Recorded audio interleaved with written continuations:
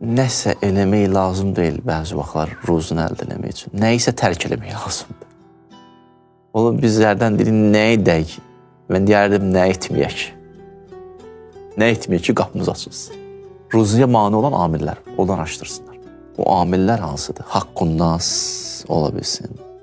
Kimsə məsələn, haqqını zayi eləmisənsə, pulu qalıbsa, ruziyə maniyyədir.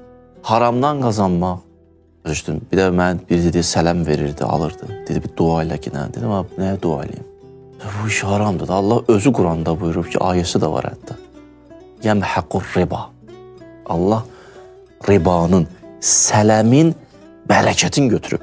Fayda görmər sonra. Ya xəstəliyə gedər, ya əlindən çıxar, hayla gələn, elə belə də çıxıb gedər. Qazanarsan, hardan gəldi, hardan getdi bilməzsən.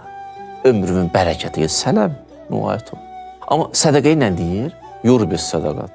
Sədəqəyi deyib, bərəkət verirəm, artıraram. Maraqlıdır da, sanki bəzi fərqli görsən, riba gəlir, deyir, onun bərəkəti yoxdur. Sədəqəni verirsən, bərəkətin artır. Ona görə hədisdə var ki, elə ki, kasıbladuz, tacir, ticarət edin Allahla, biz sədəqə verməyin. Sədəqə bərəkəti gətirir. Ya Allahın haqqı ola bilər qalıb. Allahın da vacibləri var da, Firuddinə baxsınlar. Nə vacibləri var məcmurə? Geçsinlər, onu oxusunlar. Vacibləri icra eləsinlər. Bir nəvər də mənə gəldi, eyni bu söz dedi ki, dedi, mən bir dua dinən ruzuyum. Dedim, sən Allahın vacibini versən, Allahın vacibini edirsən? Dedi, yox. Dedim, biz Allahın vacibini bir icra elə. Nə qədər haqlar var boyunda olar icra.